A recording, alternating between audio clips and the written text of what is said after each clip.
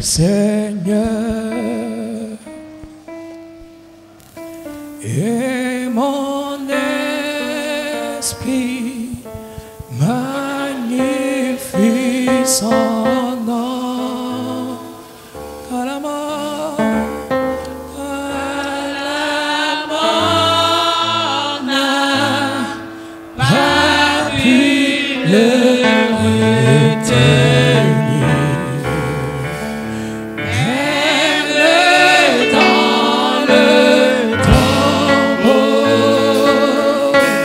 Jésus est Seigneur, même dans le tombeau. Jésus est Seigneur, mon âme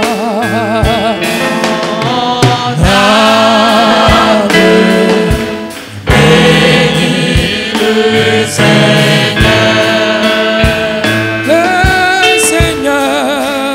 et mon esprit magnifie son nom.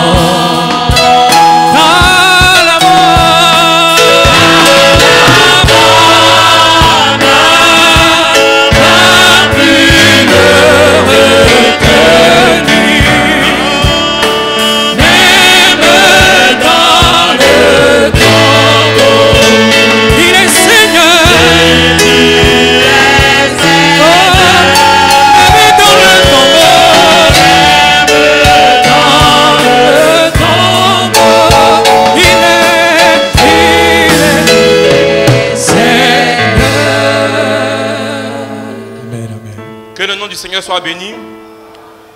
On prend tous nos Bibles. Romains 12, le verset 1 au verset 2. Chapitre 12, le verset 1 au verset 2. Et je fais la lecture. Vas-y. Je vous exhorte donc, frères, par les compassions de Dieu, à offrir vos corps comme un sacrifice vivant, saint, agréable à Dieu, ce qui sera de votre part un culte raisonnable. Ne vous conformez pas au siècle présent, mais soyez transformés par le renouvellement de l'intelligence, afin que vous discerniez quelle est la volonté de Dieu, ce qui est bon, agréable et parfait. Élevons tous la Amen. voix et disons merci au Seigneur. Seigneur, notre Dieu et notre Roi, nous voulons te dire merci de cette opportunité encore que tu nous accordes en ce jour, Seigneur Tout-Puissant, pour pouvoir nous tenir dans ta maison, Seigneur, afin de venir encore t'adorer, Père. Oh Dieu, nous ne sommes pas parfaits en tant que des hommes. Seigneur, nos vies, tu les connais. Mais Seigneur, tu as bien voulu nous choisir, Seigneur Tout-Puissant, à cette œuvre. Père, sois avec nous encore en ce jour, dans ce jour d'adoration, Seigneur, et permets que, Seigneur, nous puissions encore faire ce qui est juste et agréable devant ta face. Père, nous te recommandons toutes choses. Prends-en le contrôle. Toi, le Tout-Puissant, le Saint béni soit-il. Et que toute la gloire te soit d'éternité en éternité. Par Jésus-Christ notre Seigneur. Amen. On peut s'asseoir. Que le nom du Seigneur soit béni. Nous allons parler un temps soit peu aujourd'hui sur l'adoration et le sacrifice. L'adoration et le sacrifice. Quand nous parcourons les rues, en tant que croyants de ce message, avec la connaissance que nous avons reçue à travers le prophète que Dieu nous a donné, on peut, n'est-ce pas, s'enorgueillir tant soit peu, parce que nous savons que nous sommes dans la vérité. Et lorsque nous rencontrons les autres religions, que nous appelons ici les dénominations, dans les débats bibliques, ils n'arrivent pas à s'en sortir. Nous prenons la Bible et nous les fermons la bouche. Et cela est une bonne chose de les fermer la bouche. Ce n'est pas mal de fermer la bouche. Ce n'est pas mal de faire connaître sa foi et de manifester sa foi. C'est une bonne chose de le faire. Et c'est une bonne chose de dire non, toi tu es un païen. Moi je suis sauvé parce que voici ce que dit l'Écriture. Mais c'est la Bible. On ne peut pas être comme ça. Mais la grande question que nous nous posons, la grande interrogation, nous les croyants du message, qui avons reçu le prophète, qui sommes sauvés, vérité indiscutable et indéniable. Mais qu'est-ce que notre vie est ou qu'est-ce que notre vie devient? Le salut, on l'a déjà acquis. Ce n'est pas la prédication de ce jour, mais notre vie là, que nous menons là, où elle nous envoie. Aujourd'hui dans les églises, les croyants veulent attendre le pasteur prêcher les mystères. Non, Los Angeles sera englouti. Non, à tel moment, quand une présidente noire va venir aux États-Unis, vice-présidente, alors on doit s'apprêter. Ouais, toutes ces choses-là, c'est bon. Qu'est-ce que Babylone? Tout ça, c'est bon. La marque de la bête, démontrer comment elle se calcule, qui est la bête, tout ça, c'est bon. Et les croyants, les chrétiens, ils aiment entendre ces choses. Mais c'est bien de vous connaître ces choses dans ces enseignements, pour que votre esprit soit réellement libre, pour que vous puissiez connaître les événements qui arrivent. Mais il y a une question aussi qui est fondamentale, auquel le pasteur doit travailler. Il doit, par sa prédication, par son évangile, réussir à transformer la vie de quelqu'un. Tu l'envoies au ciel, il n'est pas transformé, c'est lui qui est la risée du quartier. Quand il se lève le matin, son pantalon est en haut et en bas. Oui, j'ai le message. Non, mais le message doit être transformé à tous les niveaux. Donc il est aussi normal que le pasteur, il vienne pour nous montrer comment on doit adorer le Seigneur. Après le salut qui nous a été communiqué par le simple fait que nous avons entendu l'évangile et que le Seigneur nous avait préparé à ça avant la fondation du monde, maintenant que tu as cru l'évangile, il y a un autre évangile qui doit venir maintenant pour te transformer afin que tu sois béni dans la société. Parce que le salut que tu as ne te confère pas la bénédiction. Mais pour être béni, il y a une manière, il y a une attitude qu'il faut avoir selon la parole de Dieu pour avoir la bénédiction. Et pour adorer Dieu, il doit toujours avoir un sacrifice. On ne peut jamais adorer Dieu sans faire des sacrifices. Prends avec moi Genèse 3, 21. On ne peut jamais adorer Dieu sans faire des sacrifices.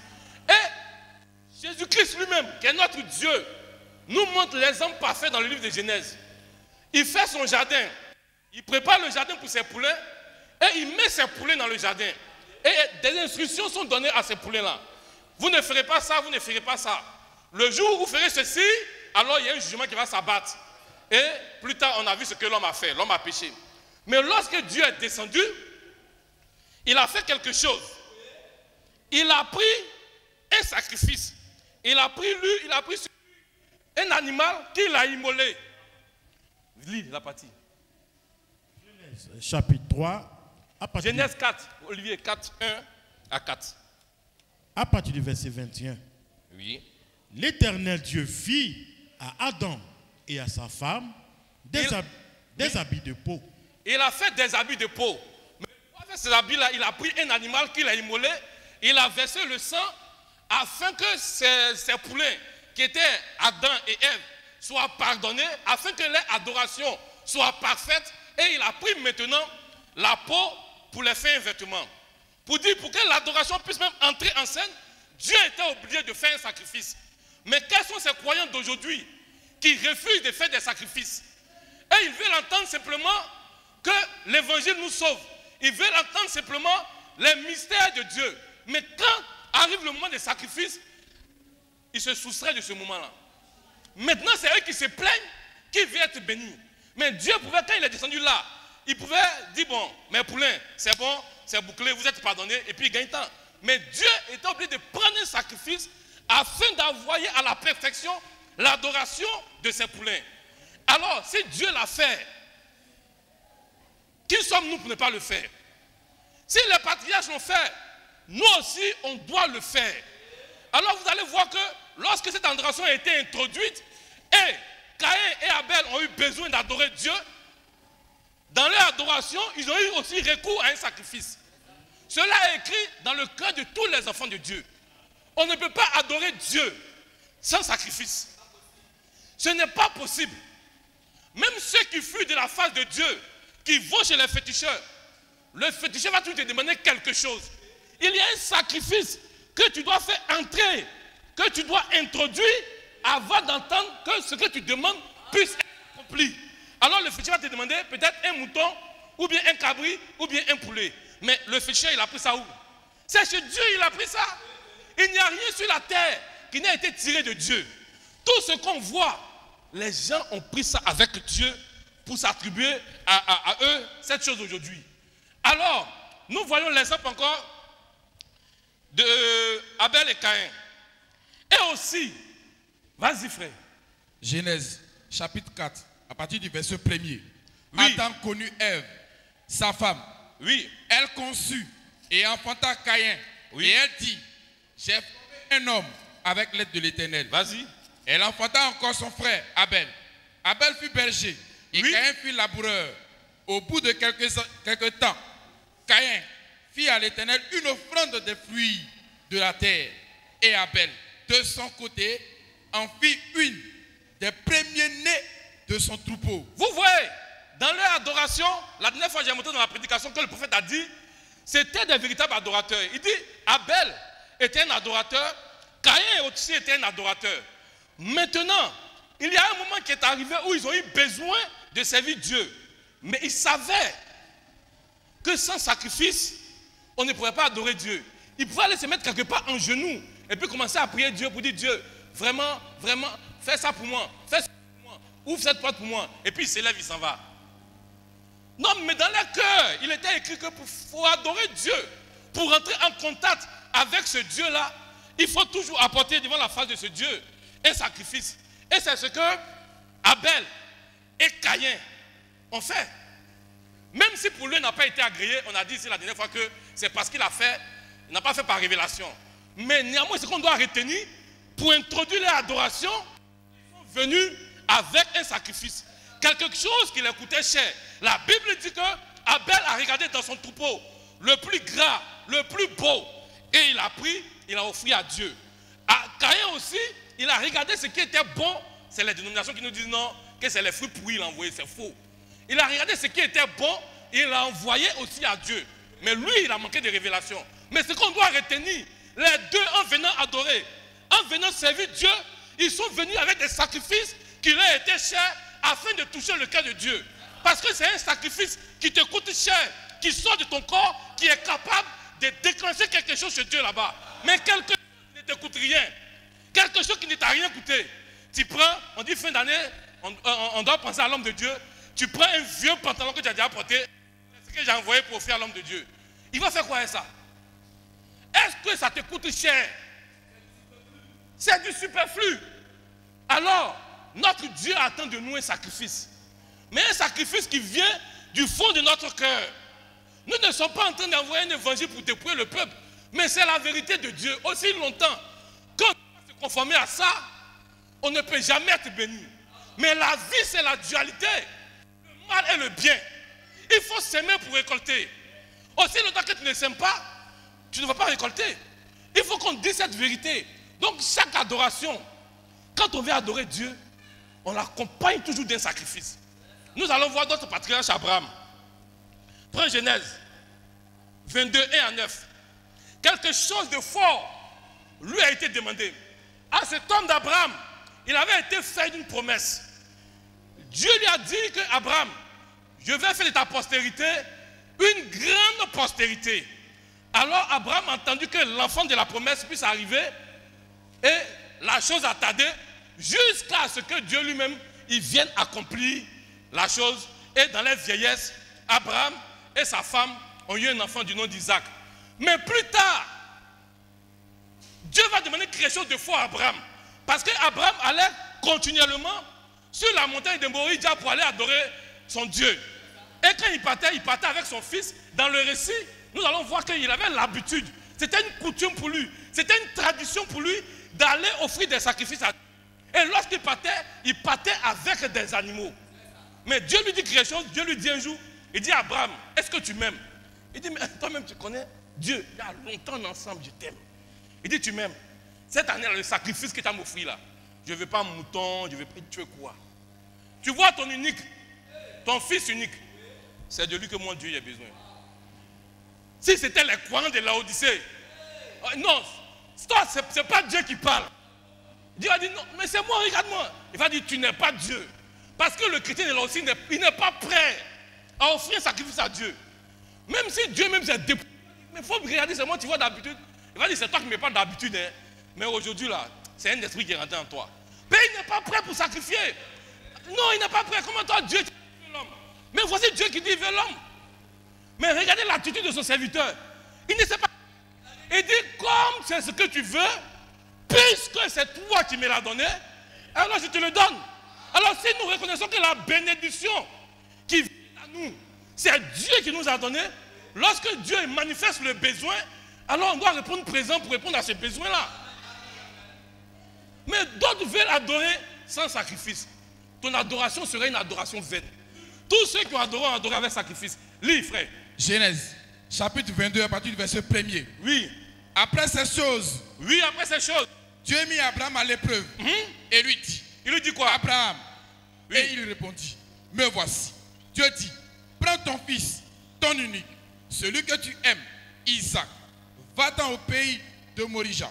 Et là, offre-le en holocauste sur l'une des montagnes que je te dirai. Vas-y. Abraham se leva de bon matin. Il se leva de bon matin. C'est là son âne.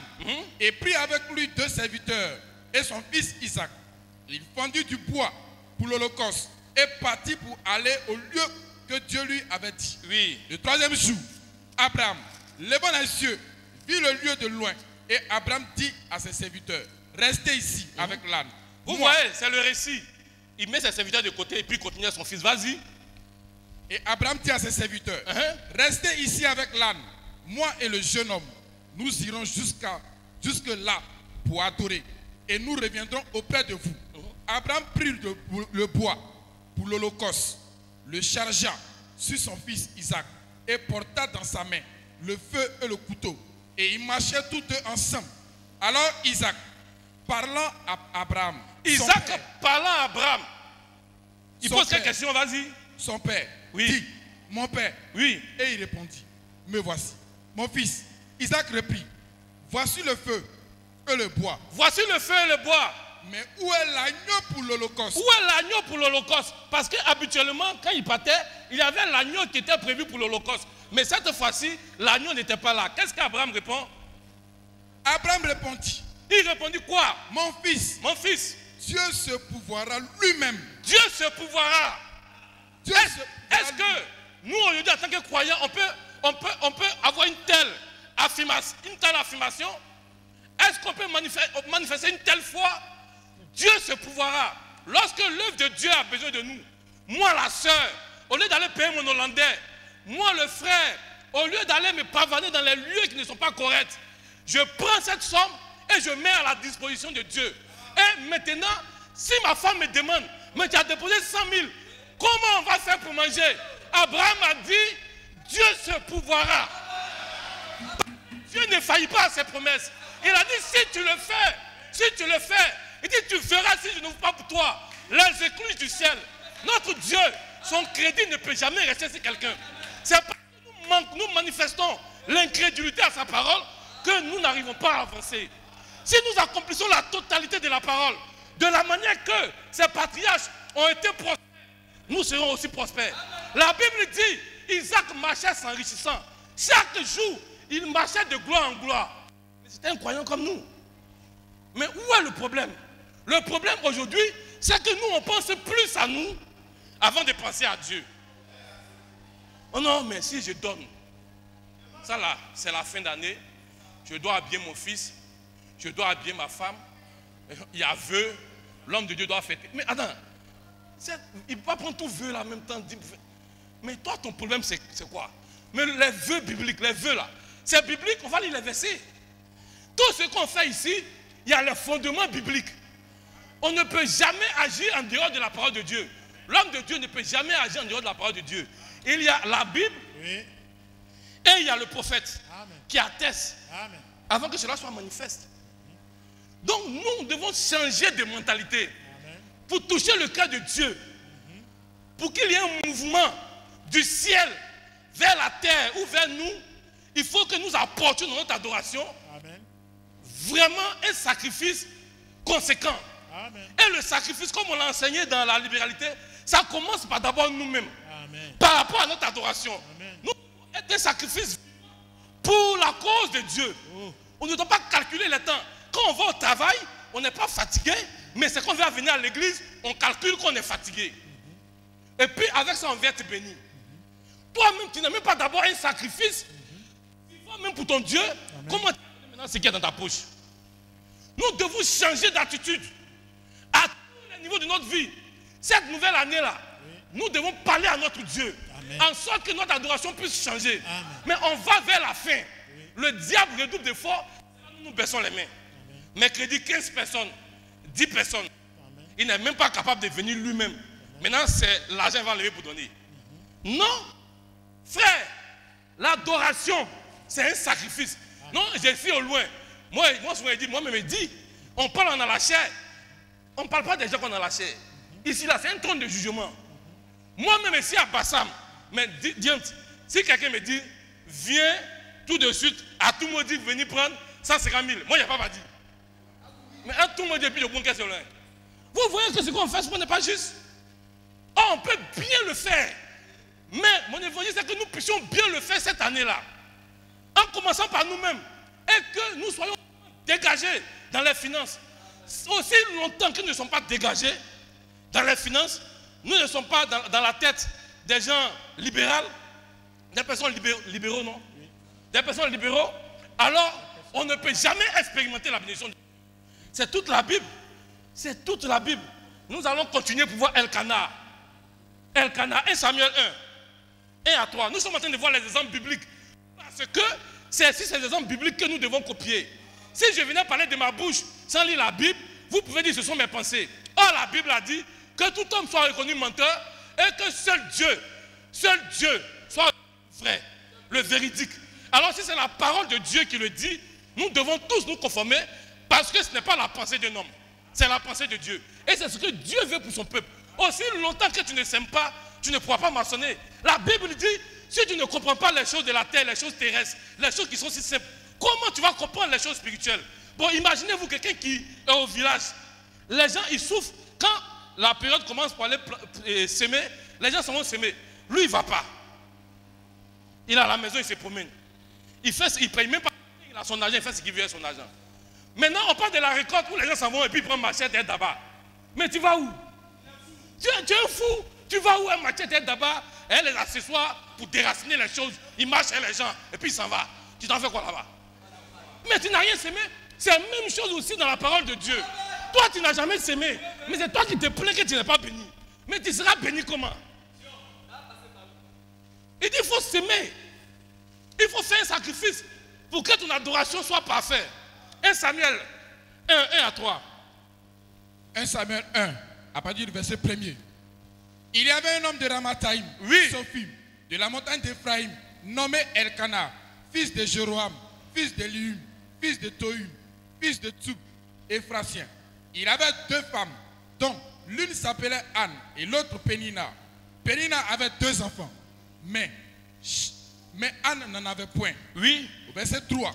Chaque année, cet homme montait de sa ville à Silo pour se prosterner devant l'Éternel des armées, oui, et pour lui offrir des sacrifices. Chaque année, il partait de sa ville à Silo pour aller offrir des sacrifices à l'Éternel. Parce qu'il sait que l'Éternel prend plaisir au sacrifice. Vas-y. Pour offrir des sacrifices, là se trouvaient les 2 fils d'Élie, Ophine et Phiné, sacrificateurs de l'Éternel. Le jour où Elkanah offrait on dit là-bas, il y avait des sacrificateurs. Il y avait le sacrificateur et puis ses fils. C'est eux qui recueillaient toutes ces choses. Ça leur revenait de droit. Parce que quelqu'un va me poser la question, quand on va faire les sacrifices dans la maison du Seigneur, ça revient à qui? Mais ça revient au sacrificateur. Ça revient au pasteur. Parce que c'est lui qui est le représentant de Dieu. Alors Dieu dit, ce qui lui appartient, on doit remettre ça alors à ses serviteurs. Vous voyez, frère, nous avons eu l'opportunité d'avoir un bon pasteur. Pour ceux qui ont tourné dans les églises, pour nous qui avons tourné dans les églises, on sait ce qu'on nous a fait dans ces églises-là. Mais ici, on a un pasteur qui prend soin d'abord de nous conduire dans la véritable parole. Et il veille sur nos vies. Viens, il faut faire un concours. Bon, toi, je vois que si tu fais un petit commerce, si toi tu fais ça, bon, il est à nos petits soins. Et si aujourd'hui, lui, il s'est mis à la chair pour dire qu'il a besoin de quelque chose, est-ce que c'est un péché? Non, soyons sincères. Est-ce qu'après tout le bien qu'il nous a fait, il n'a pas aussi le droit de dire à mes enfants, aidez-moi à construire ma maison? Qui l'a aidé dans la maison de Krenjabola? On est là, levez vos mains. Nous sommes devant le Seigneur à faire de Krenjabola. Il n'a pas là à qui de l'aider. Il allait lui-même, il allait construire sa maison et puis il est ici pour aller inaugurer. Un pasteur comme ça, c'est pas un bon pasteur. Un pasteur comme ça, il n'a pas droit à de bonnes choses. Mais ceux qui sont dans le faux en juif, pourquoi lui ne doit pas en juif? Mais est-ce qu'en venant parler de ça là, est-ce que c'est un mal? Mais c'est son droit. C'est nous qui devons le vêtir. C'est nous qui devons prendre soin de sa maison. Nous devons prendre soin, même son déplacement, sa voiture. On doit veiller à ce que cette voiture-là soit en bonne forme. En bonne et due forme. C'est notre travail. Il faut qu'on le dise. Quand il m'envoie venir prêcher, il ne m'a pas dit ça. Hein. Mais ici, là, c'est Dieu qui parle. Mais il faut qu'on dise la vérité aux gens. Parce qu'une personne ne doit pas se gêner pour venir dire que, ah, mes enfants, vraiment, j'ai besoin de 500 000 pour faire ceci et cela. Non, il doit le dire. Et puis nous, quand il dit, on doit faire un effort pour le satisfaire. C'est en cela que quand son cœur est réjoui, Dieu aussi au ciel nous bénit. L'argent là, dans l'église, ce n'est pas un péché. Il y a d'autres qui sont escrocs, qui escroquent les gens, qui mentent aux fidèles, qui vendent des prières. Ils vendent des places, ils vendent des jeûnes et prières. Ils font ceci, celle d'Israël, celle de son pays, et huile de où, je ne sais où, Jérusalem. Ils vendent tout ça là dans l'église. Nous condamnons tout ça là avec la femme, notre dernière énergie. Parce que ce n'est pas la parole de Dieu. Mais quant aux offrandes, quant aux sacrifices que nous devons faire dans la maison de Dieu, nous sommes d'accord avec ça parce que c'est la parole de Dieu. Et on a vu Elkanah le faire, on a vu Jacob le faire, on a vu Abraham le faire, on a vu Dieu lui-même sur la terre des hommes prendre un animal et l'offrir en sacrifice pour que l'adoration de ses enfants soit parfaite. Mais que dirons-nous même de Jésus? Prends Luc. Luc 24, 44. Pour une adoration, il faut toujours un sacrifice. Si le Seigneur Jésus n'était pas mort à la croix, s'il avait refusé d'accomplir tout ce qui avait été dit par les prophètes, par les psaumes, s'il avait refusé d'accomplir ces choses, mon frère, tu ne seras pas là aujourd'hui, je ne serai pas là aujourd'hui. Et notre salut était hypothéqué. Mais il fallait un sacrifice. Et Dieu lui-même s'est fait un corps. Et la Bible dit que, étant Dieu sur la terre des hommes, il n'a point regardé à lui étant Dieu, mais il a regardé à ce qu'il était venu faire pour nous. Et il a payé le prix. Vas-y. Luc chapitre 24, le verset 44. Oui. Puis il leur dit, c'est là ce que je vous disais, lorsque j'étais encore avec vous, oui, qu'il fallait que s'accomplisse tout ce qui était écrit de moi dans la loi de Moïse, dans les prophètes et dans les psaumes. Alors, il leur ouvrit l'esprit afin qu'ils comprissent les Écritures. Afin qu'ils comprissent les Écritures, vas-y. Et il leur dit, ainsi, il est écrit que le Christ souffrirait, oui, et qu'il ressusciterait des morts, et qu'il ressusciterait des morts le troisième jour, le troisième jour, et que la repentance, et le pardon des péchés, sera prêché en son nom, à toutes les nations, à commencer par Jérusalem. Alors s'il avait refusé de mourir et de ressusciter, comment on allait pouvoir prêcher aujourd'hui le pardon des péchés? Et la Bible nous montre que lorsque la chose arrivait, lorsque la mort était proche, ce n'était pas facile pour lui. Il était obligé de fléchir. Qui veut mourir sur la terre des hommes? Lui, il est venu, il a commencé à boire du vin, il mange une poisson à la braise, et puis on dit, bon, le truc arrive, il dit, ça là, je ne suis pas d'accord pour ça. Ce n'était pas facile. C'est pour montrer que ce n'était pas facile. Mais comme c'était la parole de Dieu, et il fallait que la parole de Dieu s'accomplisse au travers de lui, son sacrifice, pour que tous ces enfants qui vont venir après soient sauvés, et même avant, alors il fallait qu'il monte à la croix pour suivre le martyr. Et c'est ce qu'il a fait. Mais pourquoi aujourd'hui, nous refusons de prendre notre part de responsabilité dans l'œuvre de Dieu? On veut adorer Dieu, mais on ne veut pas adorer Dieu avec sacrifice. Quand on parle d'adorer, là, on est d'accord. Mais quand on parle de sacrifice, mettez ça à côté. Nous, on n'est pas dedans. Mais tous ceux qui ont adoré avec sacrifice. Donc toi, tu ne peux pas envoyer ton modèle à toi dans la maison du Seigneur. Il faut te conformer au modèle ancien. Il dit dans le livre des Proverbes, il dit ne déplace pas la borne ancienne que nos pères ont posée. Et Paul dit, j'ai posé le fondement comme un sage achète. Un autre viendra bâtir dessus, mais qu'il sache comment il va bâtir. Quand tu veux adorer, il faut regarder comment les anciens ont adoré, te conformer à l'adoration et adorer comme ils ont adoré. Si tu veux adorer à ta manière, tu auras échoué dans ton adoration. Alors, comme je le disais, c'est l'affaire de... Lorsqu'un appel est lancé du haut de la chair, on doit tous se sacrifier. Que les femmes laissent cette affaire de c'est nos maris. Tous c'est les maris. Comme si l'argent c'était des faux billets qui étaient dans les poches. On dit de payer 10 000. Mais toi-même tu fais quel sacrifice? Au ciel là. On s'en va nous tous là-bas. Nous tous, nous sommes des candidats pour aller au ciel. Mais pourquoi toi tu comptes toujours sur moi? Pourquoi les soeurs comptent? Pourquoi? Non, il faut payer pagne. Hollandais, il faut payer WAS. Mais tu peux dire, ah chérie, le WAS que tu voulais payer là, puisqu'il y a un appel qui a été lancé du haut de la chair, le WAS on en l'une. Et on prend cet argent-là pour envoyer dans la maison du trésor, qui est la maison du Seigneur. Je n'ai jamais entendu un tel discours. Un frère a-t-il le témoignage d'un tel discours? Si vous avez le témoignage, levez vos mains. Non, tu payes le pagne, et puis tu me donnes 20 000 francs qu'ils ont dit à l'église d'aujourd'hui. Il n'y a plus d'engagement. Il n'y a plus d'engagement. Non! Ça, c'est pas un sacrifice. Il faut prendre dans ton argent de poche. Si tu lèves, tu dis, voilà mon nom, ce n'est pas beaucoup. C'est 100 000. Mais comme Dieu a besoin, j'enlève 30 000. Et puis je donne à Dieu. Et puis tu ne regardes pas à ton mari. C'est ça qu'on appelle un sacrifice. C'est pas, chérie, pardon, j'ai pris engagement 15 000. Pardon, à cause de Dieu. Maintenant, quand il dit il ne paye pas, on commence à le bouder. On le suit, jusqu'à le lit, on le boude. Ça, c'est quoi? Il faut que notre mentalité change. Frère, il faut que nous aussi, on change de mentalité. Nous devons mettre l'œuvre de Dieu. S'il y a un besoin dans la maison du Seigneur et que nous devons aller nous amuser, ou les parents même nous ont fait un appel, nous devons penser à l'œuvre de Dieu d'abord. Frère, essayons ce que Dieu nous dit. Essayons le message que l'homme de Dieu nous véhicule pour voir si on ne sera pas des grands demain. Ceux qui sont milliardaires là, ils ont fait comment? Pour être milliardaires. Ils ont commencé quelque part.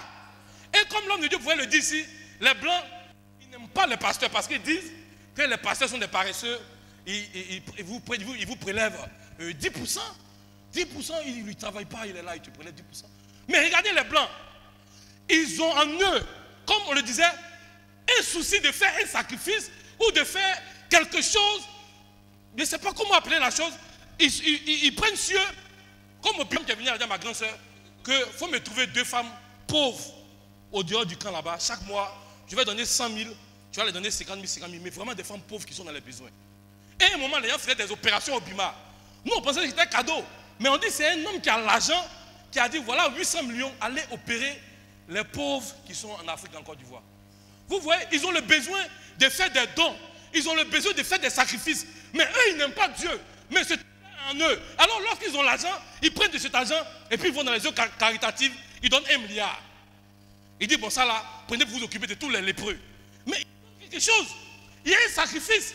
Ils savent qu'ils doivent faire un sacrifice forcément afin aussi plus prospérer. Mais eux, ils ne connaissent pas Dieu. J'ai une maman qui, chaque vendredi, ils prennent au moins 5 millions.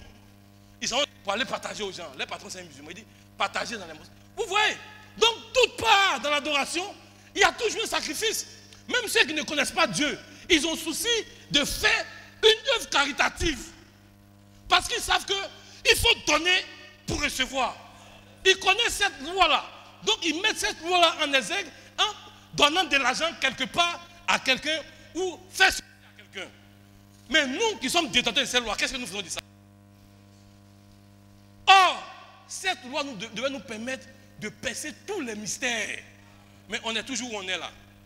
C'est nous, le coin du message, on connaît tout.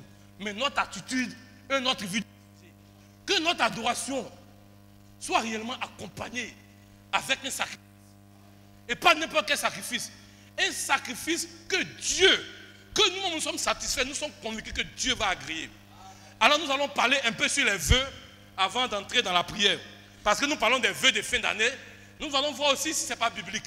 Alors si c'est biblique, on doit se conformer à ces choses. Prends Genèse 28. Sur les vœux, on va parler un peu. Et puis on va commencer à faire la prière. Genèse 28, 20 à 22. Deutéronome. Au lieu de Deutéronome 23, 21 à 23. Genèse chapitre 28, le verset 22. Jacob fit un vœu. Jacob fit un vœu. En disant, si Dieu est avec moi, et me garde pendant ce voyage, que je fais, s'il me donne du pain à manger, et des habits pour me vêtir, oui, et si je retourne en paix à la maison de mon père, alors l'Éternel sera mon Dieu. Cette pierre que j'ai dressée pour monument sera la maison de Dieu, oui, et je te donnerai la dîme de tout ce que tu me donneras. Amen. Amen. Alors c'est Jacob qui parle. Il fait un vœu à Dieu.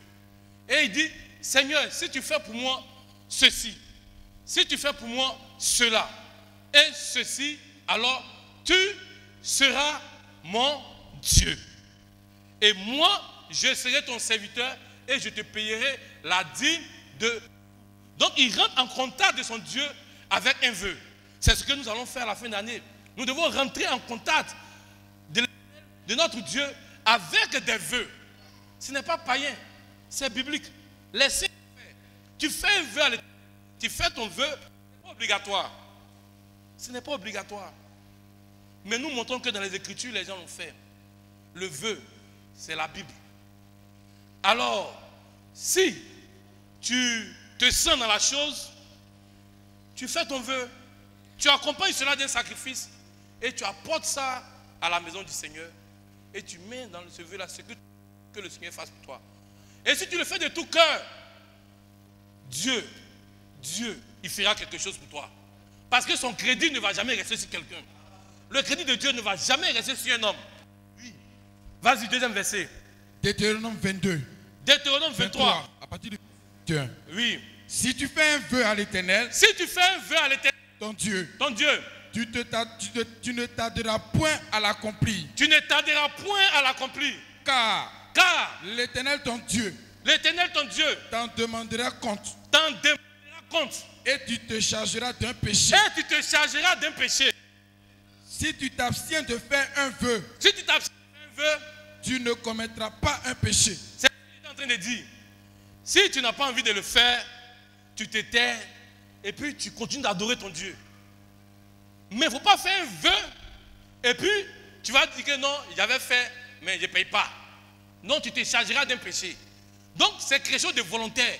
Mais on montre ici que c'est primordial pour toi-même ta propre bénédiction. Ce n'est pas la bénédiction de quelqu'un. Ce n'est pas la bénédiction de quelqu'un. C'est pour chacun sa bénédiction qu'on doit le faire. Parce que ceux qui l'ont fait précédemment ont été bénis.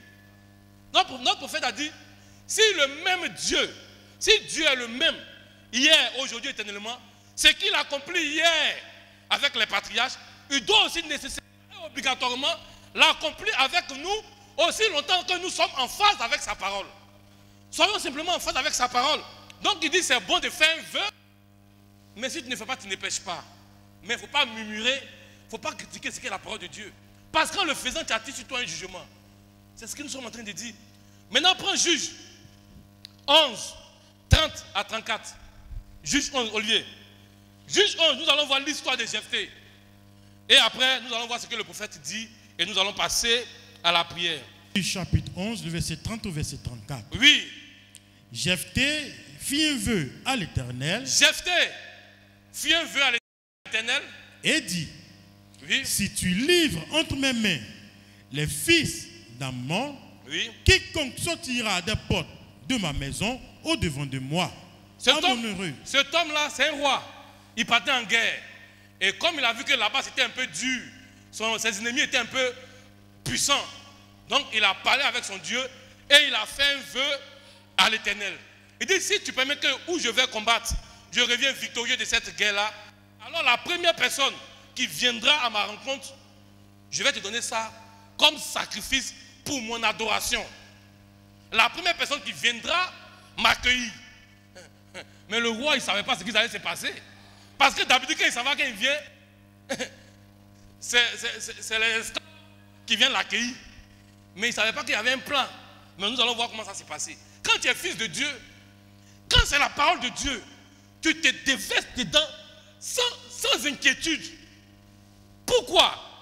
Parce que Dieu, là, si tu veux essayer de le doubler, est-ce qu'on peut doubler Dieu? Tu vas partir où même? Tu vas contourner. Quand tu as fini de contourner là, quand tu tournes Dieu, là, il dit, tu as fini. Tu vas te retourner. Il est omnipotent, omniscient, omniprésent. Il est partout à la fois. Il voit une fourmi noire sur une pierre noire dans la nuit noire. Toi, tu vas te cacher où? David dit, même si je prends les ailes et je m'en vais au fin fond du monde, là aussi tu t'y trouves. Il est partout. Ce Dieu-là, tu ne peux pas le doubler. Vas-y mon frère. Quiconque sortira des portes. Il dit, quiconque sortira de devant de moi. De ma maison au devant de Oui. moi. À mon heureux retour. À mon heureux retour, hein? De chez les fils d'Amon.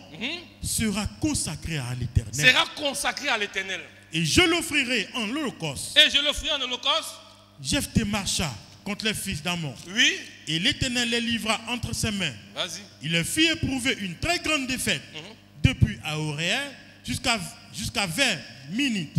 Espace qui renfermait 20 000 et jusqu'à Abel Kéramim.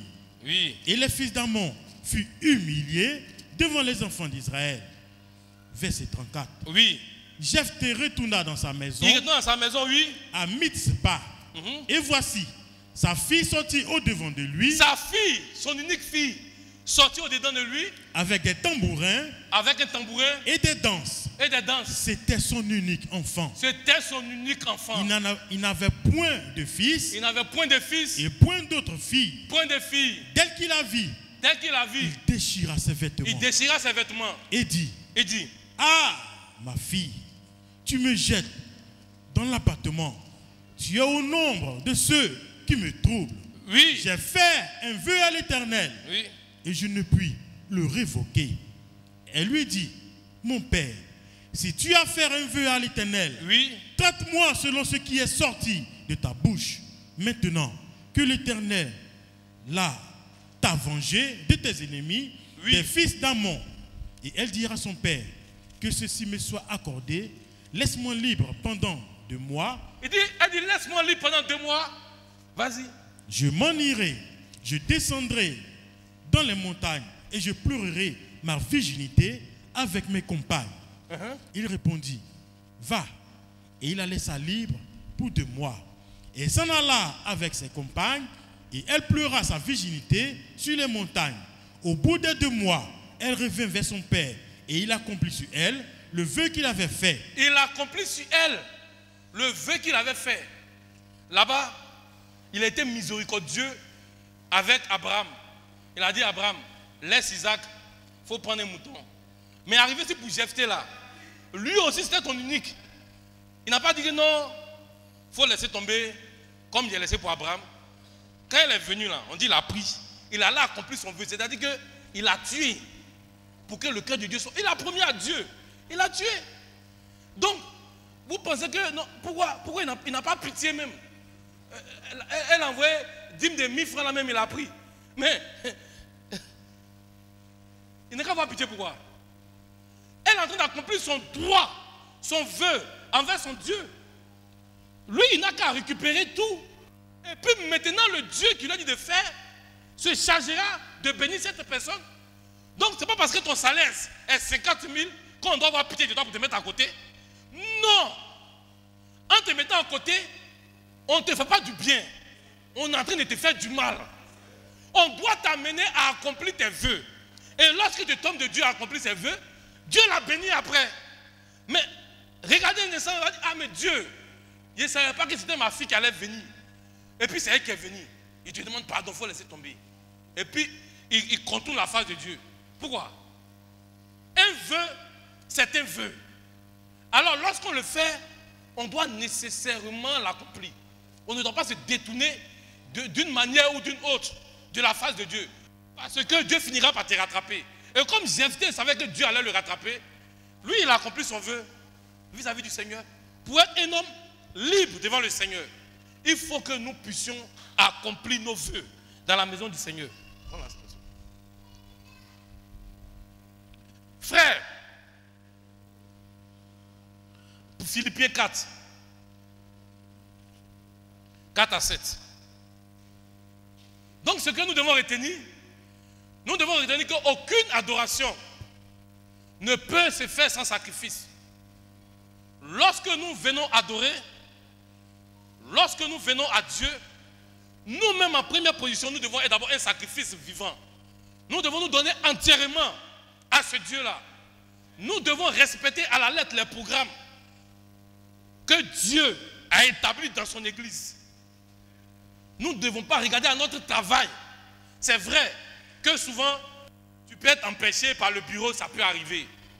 Mais il y a d'autres qui finissent à 16 h. Mais ils regardent, au lieu de venir ici, je préfère aller chez moi. Non, c'est ici d'abord. La Bible dit, c'est une sainte convocation que l'Éternel nous adresse. Et nous devons tous répondre à cette sainte convocation-là. Alors nous devons d'abord être un sacrifice. Maintenant, en étant un sacrifice maintenant pour Dieu, comment nous devons faire pour accéder à la bénédiction? Puisque nous avons déjà le salut, qui a été un don gratuit que nous avons eu de la part de Dieu. Alors, pour que nous soyons des hommes prospères dans la société, il faut qu'on apprenne à mettre en place la loi du donner et du recevoir. Nous devons apprendre à apporter dans la maison du Seigneur des sacrifices. Lorsque l'œuvre de Dieu nous fait appel d'une manière ou d'une autre, nous devons répondre présents à cet appel. Quels que soient nos moyens, nous devons apprendre à le faire. Et c'est en ça que Dieu il va nous élever.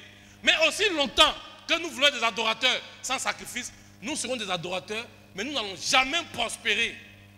Tu vas adorer et puis tu vas attendre. Tu vas patienter, tu ne vas pas demander bénédiction, tu vas attendre. Le jour quand on fait enlèvement là, tu vas venir bien partir. Sinon tu es adorateur aussi, hein. On ne dit pas que tu n'es pas adorateur. Mais comme toi tu vas adorer sans sacrifice, laisse-nous adorer avec des sacrifices. On doit éduquer le peuple de Dieu à le faire. Et si le peuple de Dieu le fait, c'est pour le bien de chaque personne. Ce n'est pas pour le bien du pasteur. Le pasteur, aujourd'hui, Dieu a fait là sa maison, il est en train de payer son crédit. C'est nous, on doit se lever pour dire que non, on doit payer ce crédit pour lui. Mais on est là, on fait comme on n'entend pas de crédit, on fait comme on n'entend pas. Non, on fait comme on n'entend pas. Mais on a vu des croyants qui ont pris l'argent, 30 millions pour payer la voiture de leur pasteur. Et dit, pasteur va choisir une voiture. Il n'a pas regardé aux autres, aux frères. On ne doit pas regarder à un autre ou à une soeur ou à un frère. Ado est parti à la maison du pasteur. Il a regardé, mais pasteur, tu es notre pasteur, ta télévision là. Les gens vont venir voir la télévision dans ta maison. Ça ne me plaît pas. Bien, hein? Ado est sorti, on ne sait pas c'est quel agent. C'était son salaire peut-être. Il allait payer une télévision. Et il est venu dans l'homme de Dieu séance. Il n'a pas appelé Marco, télévision de l'homme de Dieu là. Il faut qu'on... Non. Il faut que ce mauvais esprit-là puisse nous quitter. On n'est qu'à apprendre à compter sur nous-mêmes. Si toi tu vois qu'il y a un besoin que tu peux faire, tu n'as pas besoin de t'approcher de quelqu'un pour venir parler de ça avec lui. Si ce que tu veux faire est bon, fais-le toi-même. Maintenant, quand ça sera du haut de la chair, collectif, on se met du collectif pour le faire. Nos mentalités doivent changer. Nos mentalités doivent changer. Les sœurs doivent arrêter de penser simplement à elles, à leur habillement, à ce qu'elles vont manger, à ce qu'il y a canal à la maison. Elles doivent aussi songer à l'œuvre de Dieu. Elles doivent aussi être un sacrifice vivant pour l'œuvre de Dieu. Elles doivent être en cela des aides à leur mari pour dire, chérie, ce mois-là, il faut que l'argent que tu me donnes là, on enlève ceci, pour faire l'œuvre de Dieu. On doit le faire. Si on veut être béni, si on veut réellement expérimenter la bénédiction, on doit apprendre à faire les petites choses dans la maison du Seigneur. Il y a un qui a dit non, comme à moi je n'ai pas l'argent, ça vous ne me voyez pas. Quand il y a l'argent là, Et puis il est venu en faire. Mais qui a commencé quand il avait l'argent? Qui a commencé l'œuvre là quand il avait l'argent? Même le pasteur, quand il a commencé l'œuvre, il a commencé petit à petit. Petit à petit. Petit à petit. C'est en cela que l'Écriture dit, n'oublie pas l'endroit de tes faibles départs.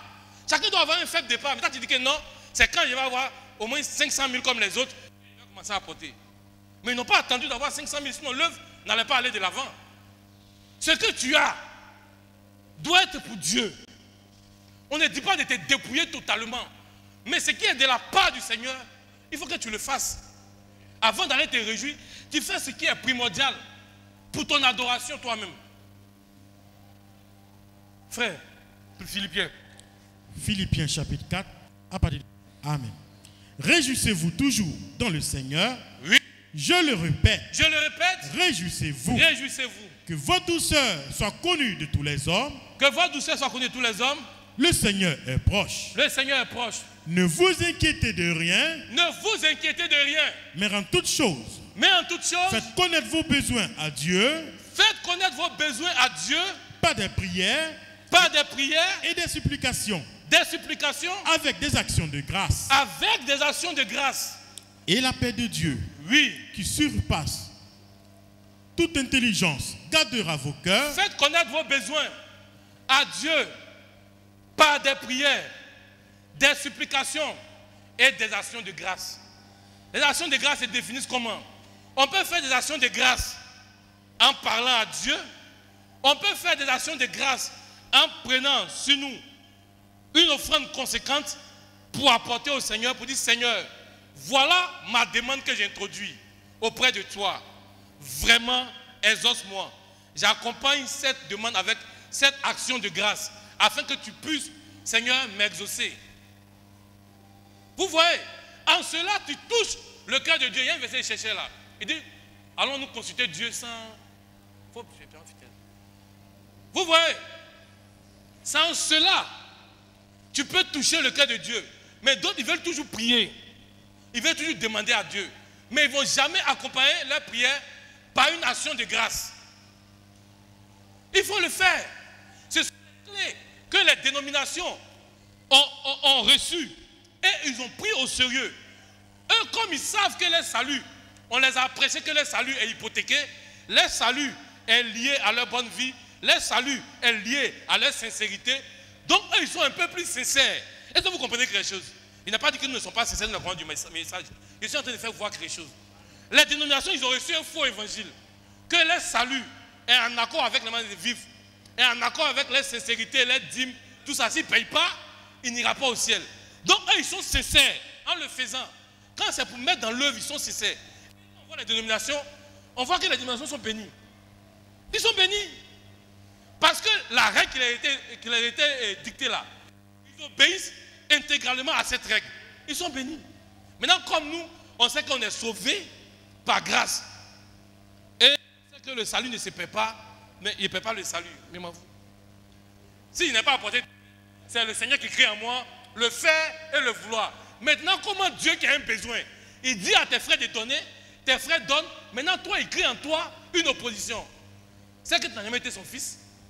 Si Dieu dit donne-moi, et puis tu dis toi, il ne faut pas donner, c'est que Dieu lui si tu crois que c'est Dieu qui te parle, parce que moi, ce n'est pas Dieu, c'est le diable qui te parle. Maintenant, si tu crois que c'est Dieu qui te parle, pose la question à Dieu. Pourquoi tu dis à mes frères de donner, mes frères donnent, tu m'exclus? Ils ont toujours des versets bibliques pour tout. C'est Dieu qui a créé en moi le faire et le vouloir. Il n'a qu'à continuer à créer en toi le faire et le vouloir. Alléluia, tu as le verset, frère. Nous sommes en train de finir. 1 Samuel chapitre 9. Oui. À partir du verset 6. Vas-y. Le serviteur lui dit. Le serviteur lui dit. Voici. Voici. Il y a dans cette ville un homme de Dieu. Il y a dans cette ville un homme de Dieu. Et c'est un homme considéré. Ils étaient dans un problème. Il y avait un troupeau. Ils avaient perdu leur troupeau. Donc le père envoie le fils pour aller chez le troupeau. Mais il ne trouve pas. Donc maintenant il veut aller se confier à un homme de Dieu pour les orienter. Vas-y. Et c'est un homme considéré. Et c'est un homme considéré.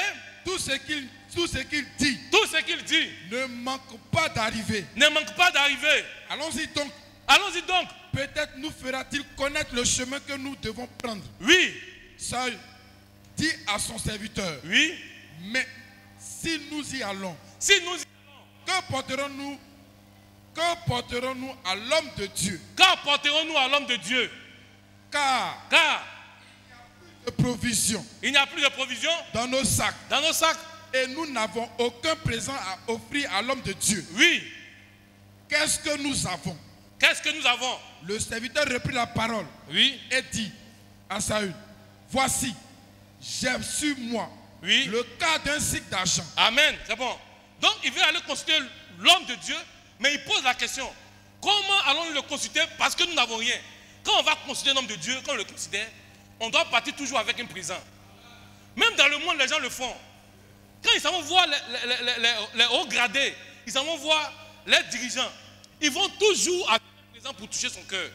C'est ainsi que lorsque cet homme-là reçoit le présent, son cœur est réjoui et puis il te reçoit bien. Donc, vous aussi, en allant voir l'homme de Dieu, prévoyez un présent. Ça, c'est un conseil que je donne. Parce que ça a été vu publiquement. Maintenant, si tu n'as rien aussi, il ne faut pas dire que non, ils ont prêché un évangile. Si tu veux le voir, tu peux le voir. Il n'est pas attaché à l'argent.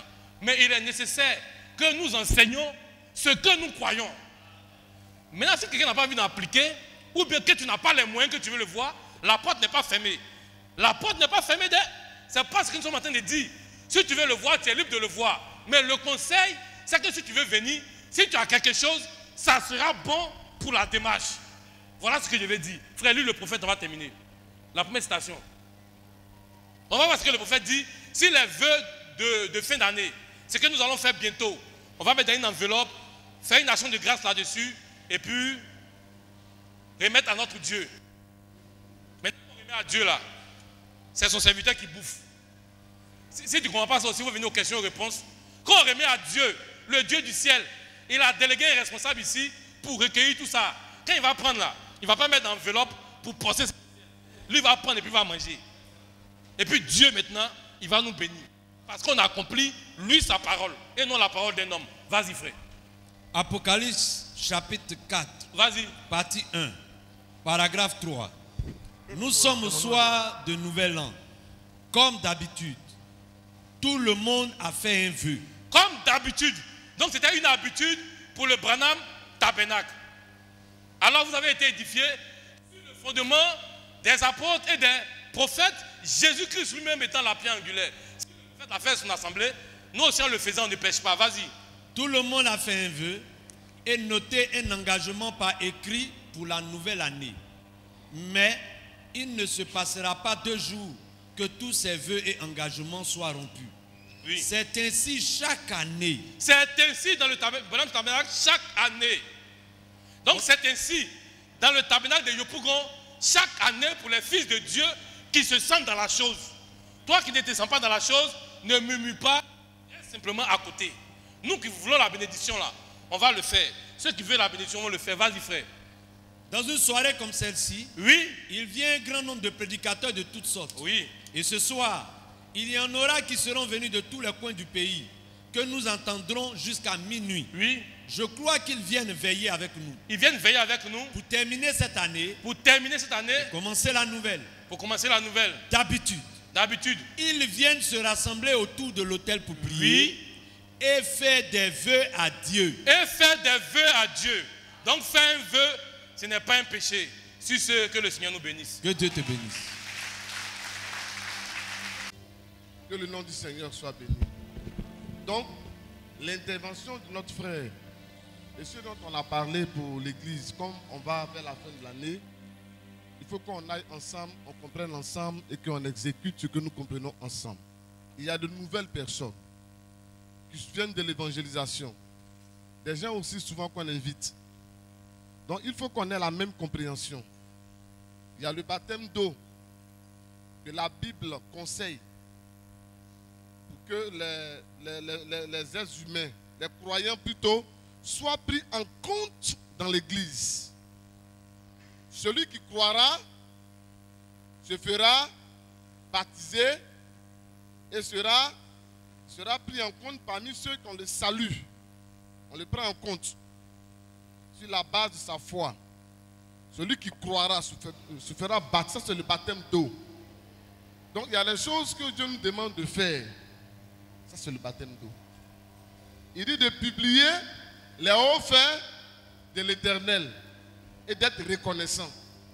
Donc celui que Dieu bénit, qui ne rend pas un témoignage et qui ne rend pas les hauts faits, la Bible l'appelle comment? Comment la Bible l'appelle?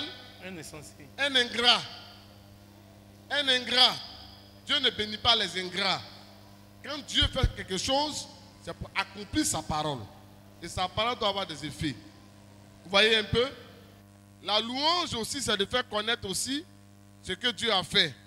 Et chanter les cantiques, la Bible dit que cela nous apporte aussi la délivrance. Cela nous fait du bien, chanter les cantiques là. Donc, il y a chaque chose, chaque pièce pour monter une maison qu'on doit mettre. Et les pièces doivent être mises à leur place au moment qu'il faut. Vous voyez? Dans une maison, on ne finit pas de la reconstruire. Tout à l'heure, disait Anselme, il y a un poignet qui est gâté là-bas, il y a un poignet qui est gâté là. On doit faire quoi? On doit travailler sur ces poignets-là et en on doit changer. C'est toujours la même porte. S'il faut même, il y a des portes même qu'on change. C'est toujours la même maison. La peinture, on est en train de reprendre la peinture. Mais c'est toujours le même temple. Vous êtes les mêmes êtres humains. Mais vous vous lavez matin, midi et soir. Vous vous habillez, vous vous déshabillez, vous vous habillez, vous vous déshabillez. Vous prenez soin de vous-même. C'est pas ça? Donc Dieu aussi prend soin de ça, même sa créature. Sa créature, même ses créatures, même sa création. Dieu prend soin de ce qu'il a créé. Les plantes, on voit à un moment donné ça sèche, après ça revit. Nous voyons que le soleil, il sort, il est plein d'énergie. Après le soleil fait quoi? Il disparaît, c'est comme s'il est mort. Et puis il fait quoi encore? Il ressuscite encore. Et chaque jour ne se ressemble pas. C'est un perpétuel renouvellement. Mais dans la même nature. C'est comme ça l'adoration. Il faut qu'on comprenne. Notre église doit comprendre. Il y a des gens qui veulent des mystères. Si c'est le mystère là, moi je n'ai pas besoin de dire aux gens que moi je connais les mystères. Ceux qui ont été avec moi, ils savent que ce soit la numérologie, calculer le nombre d'un homme. Tout ça là, le message nous a appris ça. Mais est-ce que ça change ta vie? Est-ce que ça t'a apporté la bénédiction? Est-ce que ça t'aide à résoudre tes problèmes? Donc il y a des choses qu'on doit faire pour avoir le Saint-Esprit. Il y en a aussi qu'on doit faire pour quoi? Il y en a aussi qu'on doit faire pour la bénédiction matérielle. C'est écrit dans la Bible. Jésus-Christ, ça c'est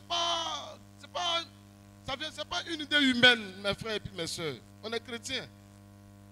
Que ce soit chez les bouddhistes, ils font des offrandes à Bouddha. Vous savez ça? Ils mettent des fleurs autour. Et chez les Indiens, même, il y a des éléphants, on met des fleurs. On met des trucs rouges. Vous pouvez regarder ça dans les documentaires. Il y a toujours une offrande. Ça, ce n'est pas pour être sauvé. Pour être sauvé, l'offrande qu'on te demande là, c'est l'offrande de ton corps. Mais il faut même avoir la foi. Vous voyez? Donc, on a montré que Dieu lui-même au commencement là, Dieu lui-même au commencement là, pour bénir même les hommes, en bénédiction de pardon même du péché, qu'est-ce que Dieu a fait? Pour pardonner le péché d'Adam et Ève, il a fait quoi? Est-ce qu'il est venu dire, je suis Dieu? C'est moi qui suis le ciel et la terre, c'est moi qui pardonne tout. Si je dis que je vous pardonne, croyez, je vous pardonne. C'est ce qu'il leur a dit? Il a fait quoi lui-même?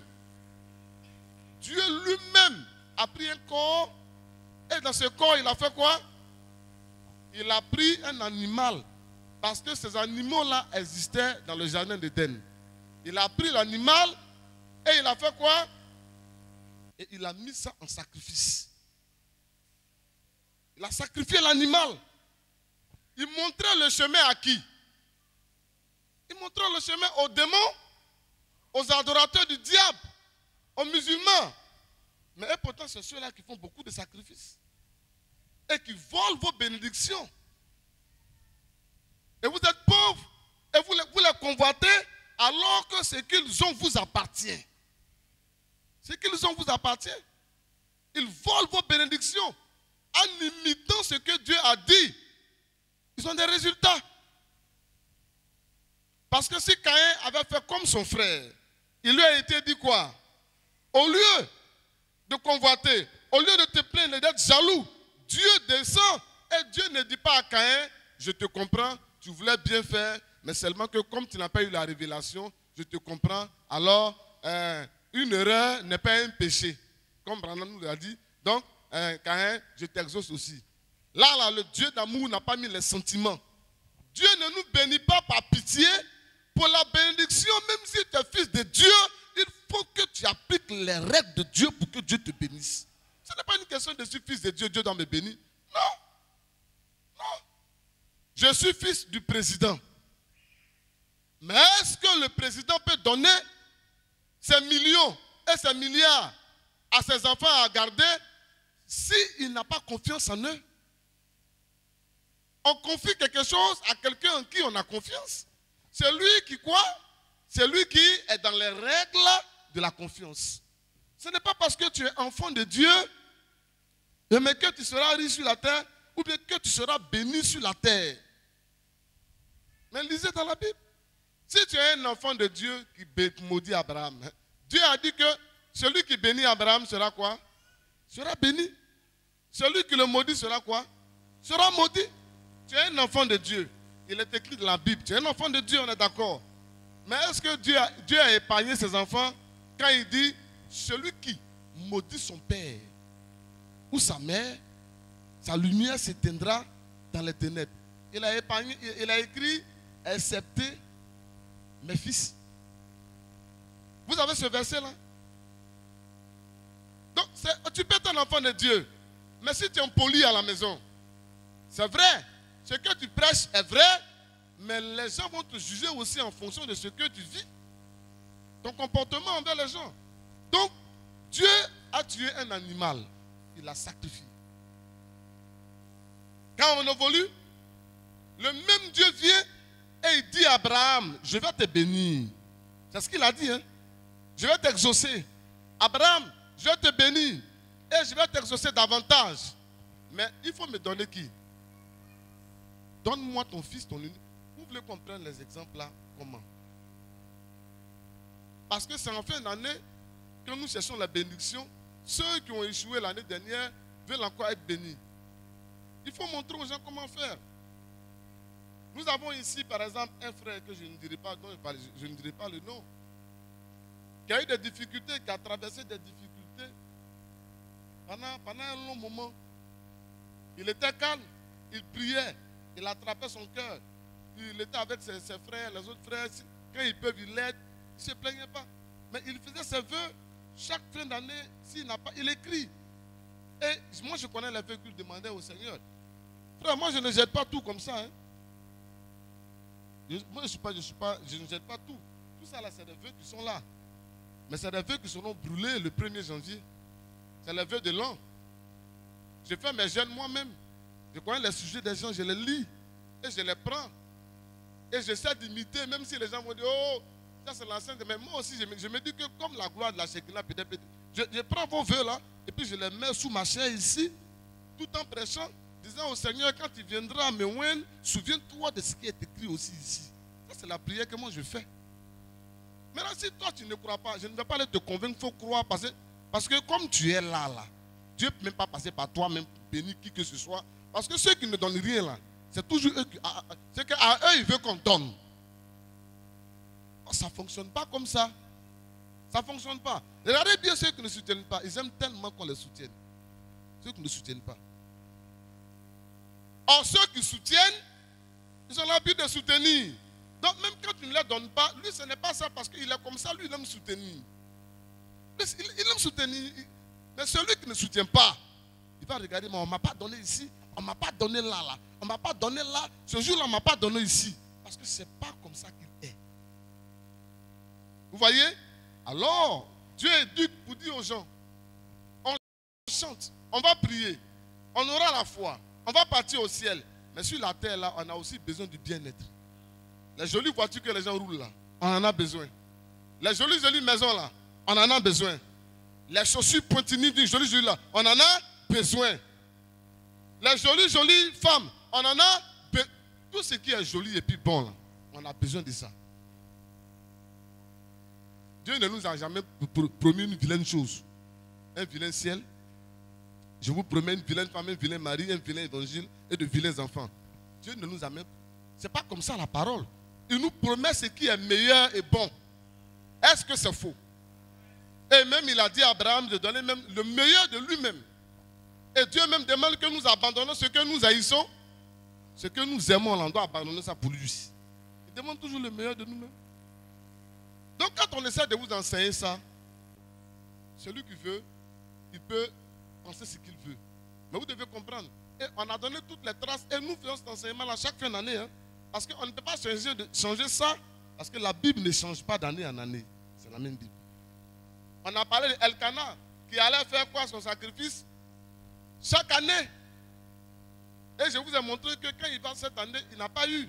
L'année qui suit, il n'a pas eu. L'autre année qui suit, il n'a pas eu. Mais est-ce qu'il s'est découragé? Mais vous pensez que Satan ne lui parlait pas? Vous pensez que dans le quartier, dans sa famille, les gens disaient, peut-être qu'on lui disait, mais tu te fatigues même pour rien. Mais Elkana n'était pas un païen, Elkana était un adorateur et il avait besoin de quelque chose. Or, la foi ne cesse pas de croire. La foi ne cesse pas. Oh non, il voulait passer un concours. J'ai donné un peu une offrande au Seigneur, le concours n'a pas marché. Ah, mais pourquoi il fait l'offrande là? Mais prends ton offrande là, va payer le concours là en même temps. Comme quand on vient faire offrande au pasteur, ton concours doit marcher là. Prends ton argent, va payer le concours. Ce n'est pas comme ça qu'on doit réfléchir. Et c'est ce qui tue beaucoup de chrétiens. Parce qu'ils ne comprennent pas l'histoire et comment on fait une offrande. Ils ne comprennent pas. Une offrande se fait par la foi. Tu ne fais pas une offrande aujourd'hui et comme le concours, le résultat sort le 15, pour que le 15, ton nom soit inscrit. Vous pensez que Dieu est comme ça? Attends, vous pensez que Dieu il est comme ça? C'est-à-dire que si il fait une offrande, forcément Dieu doit m'exaucer. Et quand la date est venue que mon nom n'est pas dedans, ah non, Dieu m'a oublié. Or, Dieu n'a jamais donné une date à laquelle il va répondre à quelqu'un. Jamais. Mais il a dit que même si la promesse là, ça tarde, crois que moi, Dieu, je vais t'exaucer. Mais c'est ça qu'on ne peut pas, quand on regarde le concours là passe, oh, je vais avoir 40 ans. Mais est-ce que Dieu a un problème de compte d'âge avec toi? Dites-moi, Dieu a un rendez-vous avec toi à 39 ans ou à 38 ans. Dieu a un rendez-vous avec celui qui le croit que par la foi. Dieu ne doit à personne. Dieu, il ne doit à personne. Donc, vous faites mal vos calculs, vous faites mal vos offrandes, et on essaie de vous montrer que cela se fait. Ce frère dont je parle, il a fait, pendant combien d'années le frère il a souffert? Avec femme et enfants. Il faut payer la maison. Mais le frère n'a pas abandonné le culte. Il n'a pas abandonné. Dieu merci. Le frère, il n'est pas dit faire un entretien, ils étaient nombreux avec un blanc. Il a été le seul qui a dit ce qu'il pensait au blanc. Le seul. Tous ceux qui sont venus là, quand le blanc dit oui, on fait, allô monsieur le blanc, on fait comment? Ils veulent tellement qu'on les prenne même, qu'ils disent ils vont faire, et ils appellent tout le blanc, dis-moi toute ta volonté, je vais faire. Le blanc a compris que c'est des gens qui ne comprennent rien et qui vont toujours le fatiguer. Mais le frère là, voici ma main ici, il m'a dit pasteur, quand le blanc a donné son programme, il a dit que tout son plan là c'est faux. Si on prend ça, on n'aura pas de bons résultats. Voilà ça. Le blanc m'a dit que non, celui qui m'a appelé, il m'a dit, je l'ai dit, c'est toi qui m'a appelé, mais c'est pour un travail. Donc moi, pour ne pas te créer des problèmes, c'est bon. Moi, j'ai dit voilà comment il travaille. Si tu veux prendre, faut prendre les autres. Il est parti. Près de 3 mois, 4 mois plus tard, le blanc lui-même l'appelle. Il dit, j'ai essayé avec les autres là, mais parmi eux tous, c'est toi seul qui m'as dit la vérité. Il a pris nos frères. Vous savez combien il paye notre frère? Il donne 1 million de francs chaque fin du mois au frère. Vous vous imaginez? Je ne vais pas dire son nom, sinon vous allez devenir son ami. Je ne dirai pas son nom. Le frère a le salaire le plus élevé 1 million de francs. Mais vous pensez que pour avoir 1 million de francs, il avait rendez-vous avec Dieu? Il était dans sa galère. Il supportait. Mais moi, je sais les vœux qu'il a écrits. Seigneur, souviens-toi de moi, voici telle année. Cette année, tu as pensé à moi, je souhaiterais que tant. Mais Dieu a une manière de t'exaucer. Mais Dieu pouvait exaucer le frère en lui donnant une garantie de travail de 250 000, ses salaires aussi. Ou 300 000, ses salaires aussi. Mais Dieu le surprend avec 1 million de francs. Ah, c'est si toi, tu as 1 million de francs, on te voit ici.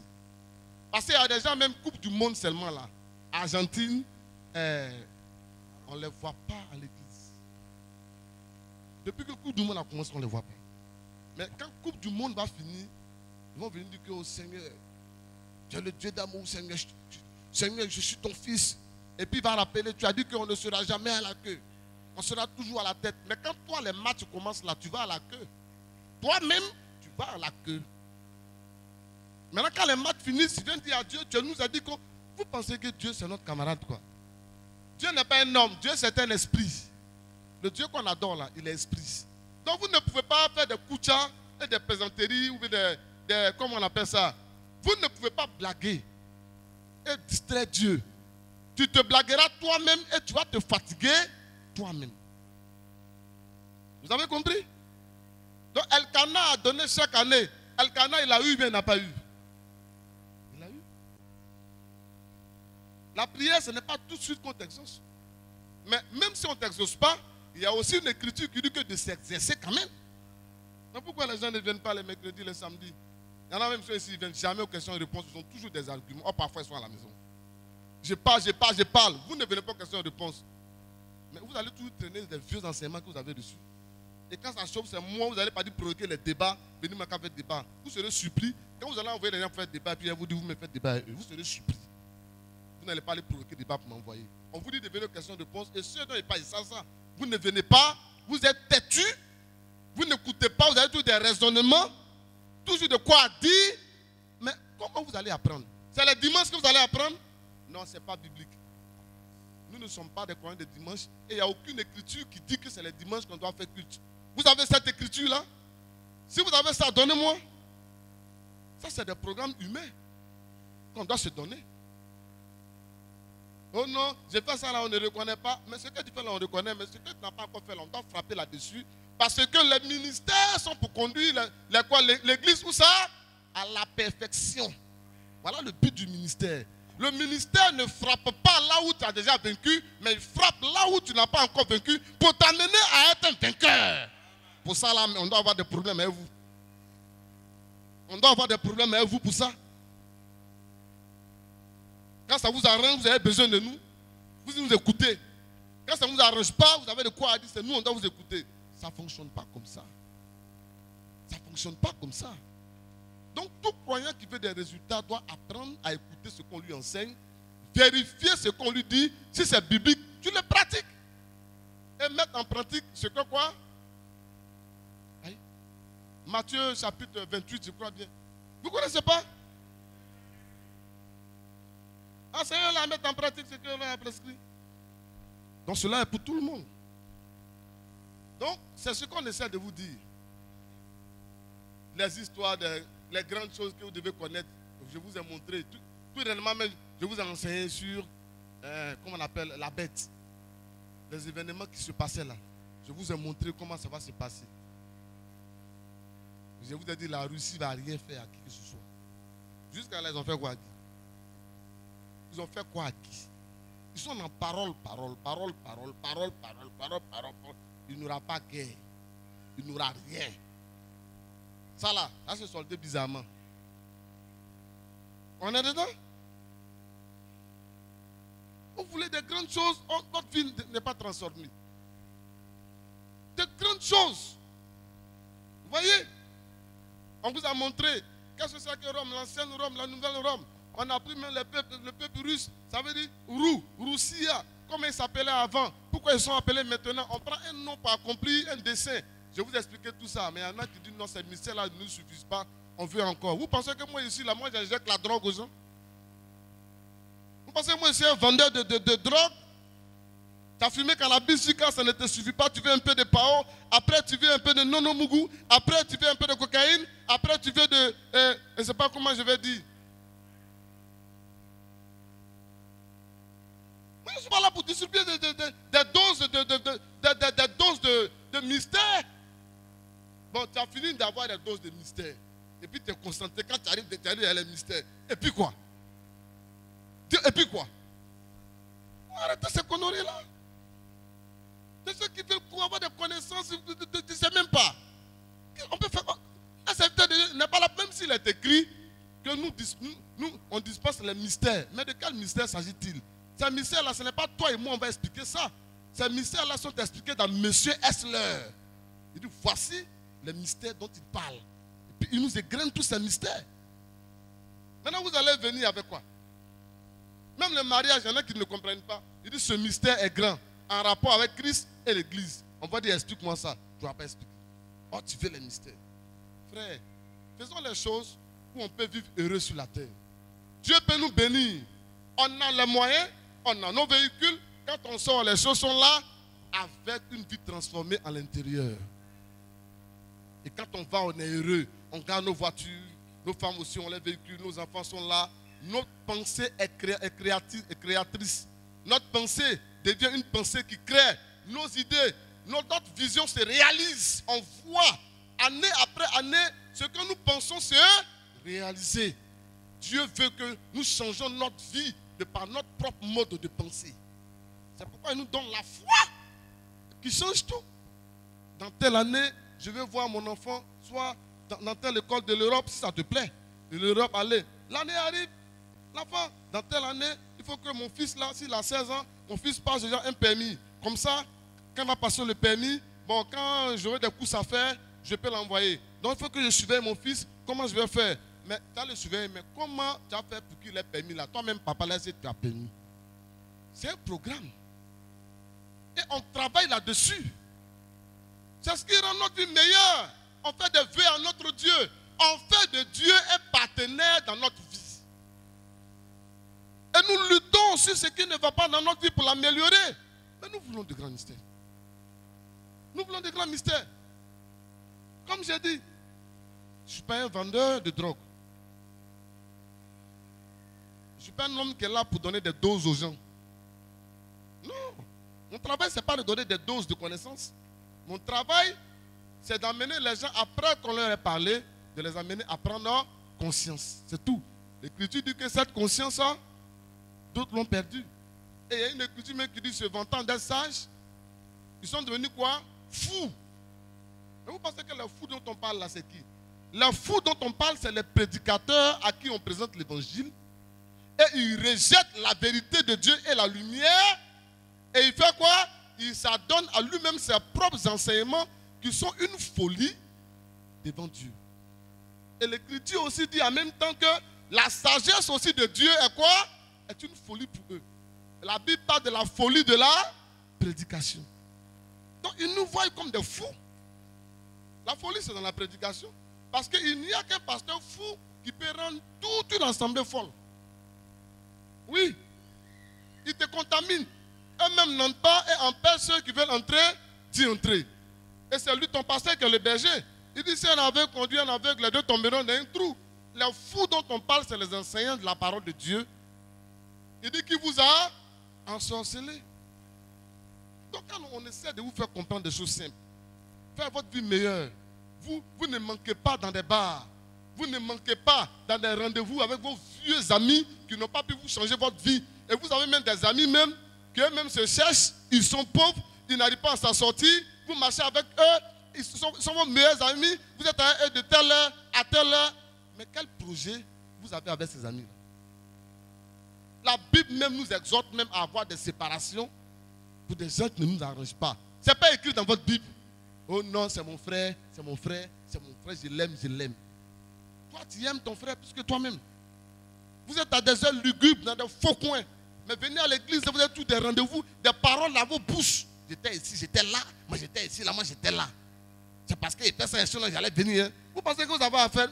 Moi, je m'en fous de ce que vous allez me dire. Moi, je ne suis pas Dieu. C'est moi qui adore. Quand tu dis que Dieu te bénisse, vous voyez? il est mieux de faire de Dieu ton partenaire. Apprenez à grandir. Faites grandir votre foyer. Faites grandir vos enfants. C'est ce que je vous dis chaque année. Donnez-vous des challenges. L'année passée, les gens pensent que la vie est tellement longue. Mais l'année passée, il a dit aux gens, faites un bilan. Donnez-vous des challenges. Mais où sont ces frères-là? Que les gens fassent leur bilan. Parce que janvier, là, c'est dans 2 semaines. 1er janvier, là, dans 2 semaines. Que les gens fassent leur bilan. Il y a des gens à qui il dit ici, ils ont pris tous leurs gains pour aller boire bière. Tous leurs gains, c'est bière, ils ont bu. Parce qu'ils se disent, non, le mois prochain, je vais gagner encore. Le mois prochain, je vais gagner encore. Or, toutes ces bières-là pouvaient te faire taper quand même des briques. Et ils ont bu une chambre salon, ils ont bu ça. Ce que je dis, ce n'est pas faux. Hein. On dit, mais c'est vrai. Il y en a ici qui ont bu une chambre salon. Ils ont bu. Ils ont bu. Il y a les terrains qu'on vend à 800 000 francs dans les villas à 500 000. Il y en a ici, ils ont bu ça. Quand ils font les bilans, vous avez bu ça dans les bars. Vous avez bu ça. À faire quoi en 11 ans? Et mon désir, c'est de vous voir meilleur. Constituer, faire des business. Se mettre ensemble, faire des tandems, vendre des atchékés ici, vendre des galettes là. Se mettre ensemble, faire ici. Mais quand se mettre ensemble, c'est que des palabres. Des choses qui ne font pas avancer. Et après, c'est pour faire un groupe de gris pour critiquer les autres. Mais ceux qui réussissent là, ils ne prennent pas le chemin que vous prenez. Ceux qui réussissent dans la vie ne prennent pas le chemin de tout le monde. C'est des gens qui se mettent très souvent à l'écart. Ceux qui réussissent là, c'est des gens qu'on accuse beaucoup, on juge beaucoup. Si la mère se prend pour qui, depuis au moment donné qu'elle va à l'église là même là, elle nous voit comme des diables. La fille n'a pas dit que vous êtes des diables, hein. Mais elles-mêmes, elles savent qu'elles sont différentes. Donc si elle va à l'église, qu'elle est bien, quand on va à l'église, on est saint. Donc elles-mêmes, elles disent qu'elles nous voient comme des diables. Non. Elle ne t'a pas dit que tu es diable. Mais toi-même, c'est que ta position là, c'est position de diable. Est-ce que c'est faux? Et elle se juge elle-même. Mais toi, tu dois continuer ta route et ne pas prêter oreille à ces choses-là. Sinon, c'est de quoi? C'est de te ramener parmi elles. Ceux qui réussissent, très souvent, ont un chemin solitaire. Très souvent, ceux qui réussissent se mettent à l'écart pour au moins 3 ans, 4 ans. C'est pas ça? Ceux qui réussissent. Je prends l'exemple, je termine par là de l'école. Il y a des enfants qui s'amusent en vacances et ils s'amusent encore dans l'année scolaire. Vous vous attendez à quel résultat? Même si ton papa est le professeur du lycée, est-ce que c'est lui qui étudie pour toi? Parce qu'il va te faire passer jusqu'à... Mais il y a un endroit où ton papa ne règne pas. Lui, il était professeur du primaire. Tu es passé jusqu'à primaire. Mais est-ce que ton papa il est professeur, il est propriétaire du collège? Maintenant, s'il est propriétaire du collège, là, il y a l'université. L'université, là, ce n'est pas le papa de quelqu'un. Hein? Maintenant, même si ton père est le recteur de l'université, tu vas passer, non? Mais il faut que tu sortes médecin. Médecine, là, ça vaut ton papa. C'est-à-dire que tout ce que tu fais là, tu vas récolter ça quelque part. Tu vas tricher jusqu'à quand tu seras confronté à l'épreuve, tu vas échouer. Parce que tu n'es pas qualifié. Tu n'as pas de qualification. Frère, on va faire semblant de s'appeler frère et soeur. On va tricher ici, faire semblant. Mais quand tu arrives à l'épreuve, au résultat, il y en a qui n'ont rien. Et l'Écriture dit qu'ils feront quoi dans l'Apocalypse? Ils vont demander aux autres.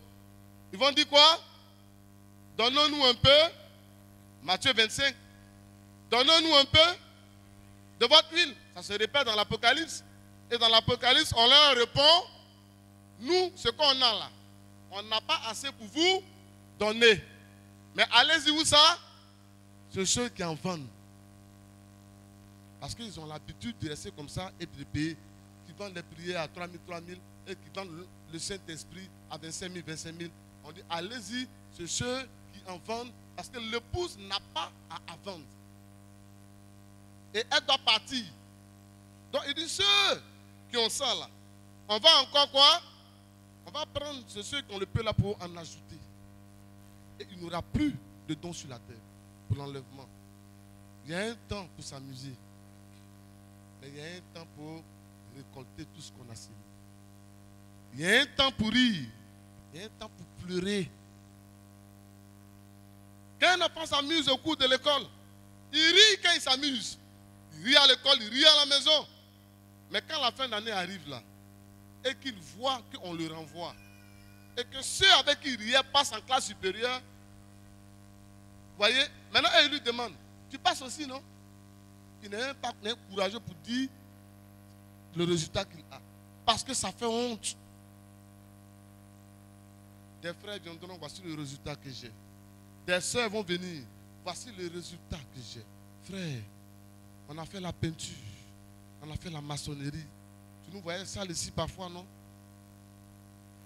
Voici le permis que j'ai eu. J'ai pu passer mon permis. Donc vraiment, je suis en train de voir un frère pour m'aider à conduire. Si tu as bien compris, pendant que toi tu veux faire comme lui, si son esprit est vraiment bon, tu vas voir que quand tu viens le trouver, lui il a déjà appris à conduire. Et quand toi tu apprends à conduire, lui il est déjà dans un taxi là-bas. Et quand toi tu viens dans un taxi, lui il est déjà chauffeur d'un boss. Et quand toi tu viens dans chauffeur de boss, il a économisé, il a son propre taxi. C'est-à-dire qu'il est revenu derrière. Toi tu es pour un boss, mais son derrière il est là, il est ton patron. Parce qu'il faut toujours souvent recommencer pour bien aller de l'avant. Donc le taxi qu'il a laissé pour un chauffeur là, il a acheté son propre taxi maintenant. Même les païens disent que non, qu'on ne travaille pas pour devenir mouton. Mais regardez comment nous sommes ici. Tout à l'heure là qu'on va prier là, il y a des gens qui se plaignent à Dieu comme si Dieu leur doit. Seigneur, Seigneur, tu as dit, oh Seigneur, c'est pas normal. Tu vois, tu as dit ici, tu as dit là. Toi-même regarde. Tu n'as pas encore accompli ça à mon égard. Oh Seigneur, je suis là. Mais tu es là avec quelle position? Ton état d'esprit, on sait que tu es là. Mais ton état d'esprit là, c'est comment? Ah frère, vraiment. La réussite là, ça vient de Dieu. Mais Dieu dispose les cœurs. Il fait un travail en nous. Amen. On va s'arrêter là. On va faire les offrandes. Amen. Voilà. Donc voilà pourquoi le frère Marc parlait. On vous montrer les exemples et les vœux. Il dit que dans Philippiens 4:7, par la prière, les supplications et des actions de grâce. Il a cité prière, il l'a mis de côté. Supplication, il l'a mis de côté, il a dit action de grâce. Donc tu ne peux pas prendre action de grâce pour amener dans la prière encore. Action de grâce là, c'est les finances qui accompagnent la prière. Ça là, ce n'est pas dénominationnel. Pour dire les pasteurs ils aiment l'argent ou bien ça n'a rien à voir avec l'argent. Ça n'a rien à voir. Debout et passer aux avis des offrandes. Pour tous ceux qui ont apporté une dîme ou un soutien concernant encore les veuves et les orphelins, du côté des anciens, il y a une caisse qui a été encore construite encore pour cela. Vous vous approchez, vous introduisez la dîme ou le soutien en question encore dans la caisse. Tandis que nos bien-aimés sœurs vont nous gratifier de quelques cantiques, nous viendrons tour à tour pour faire encore, n'est-ce pas, nos offrandes. Debout sur les promesses de Christ, mon roi, qu'à travers les âges, c'est loup, je sois gloireux, et où je chanterai, debout sur les promesses de Dieu. Je suis debout, debout, je suis debout.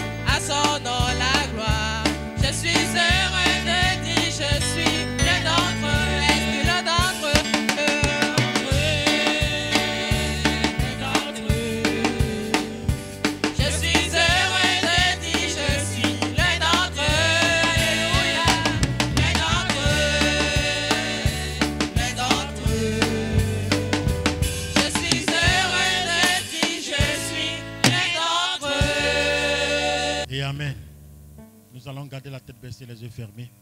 Je vais demander au frère Sévérin d'élever la voix avec l'Éternel à faire encore de prier. Recommandons les offrandes entre les mains encore du Seigneur. Notre précieux Père Céleste, nous voulons te dire merci ce matin pour la grâce que tu nous as faite. Tu nous as appelés à toi et tu nous as donné une instruction quant à notre adoration. Tu veux que nous perfectionnons notre adoration par cette prédication. Car sur cette terre, nous avons besoin aussi d'être matériellement bénis. Et tu nous as donné le secret de la bénédiction ce matin, Seigneur. Étant donné que c'est toi qui produis le vouloir et le faire en nous, Seigneur, nous prions que d'abord, ô Seigneur, tu brûles en nous, ô Seigneur, ces mauvaises pensées qui nous empêchent d'adorer correctement, ô Seigneur, qui nous attachent, ô Seigneur Dieu, à nos biens matériels et qui nous empêchent véritablement de venir à toi, ô Seigneur, à cœur ouvert. Je prie ce matin, Seigneur Dieu éternel tout-puissant, que tu nous fasses grâce, ô Seigneur, que tu nous donnes, ô Seigneur, d'être vraiment libéral, ô Seigneur, de donner de nous-mêmes, ô Seigneur, dans cette œuvre, afin que, ô Seigneur Dieu, en retour, les bénédictions, ô Seigneur Dieu, qui sont attachées, ô Dieu éternel tout-puissant, aux finances, aux libéralités, aux offrandes, ô Seigneur Dieu, que nous allons faire, Seigneur, que cela retombe dans notre vie, afin que, Seigneur, nous voyons, ô Dieu, notre joie complète. Ô Père éternel tout-puissant, je prie que Dieu, tu donnes toujours, ô Seigneur, de la sagesse et de l'intelligence à ton serviteur, afin encore, Seigneur, de bien, ô Seigneur, nous conduire et de nous perfectionner, ô Seigneur Dieu. C'est, ô Seigneur, dans le nom précieux de notre Seigneur Jésus-Christ que nous t'avons prié. Amen. Amen. Audio Jungle.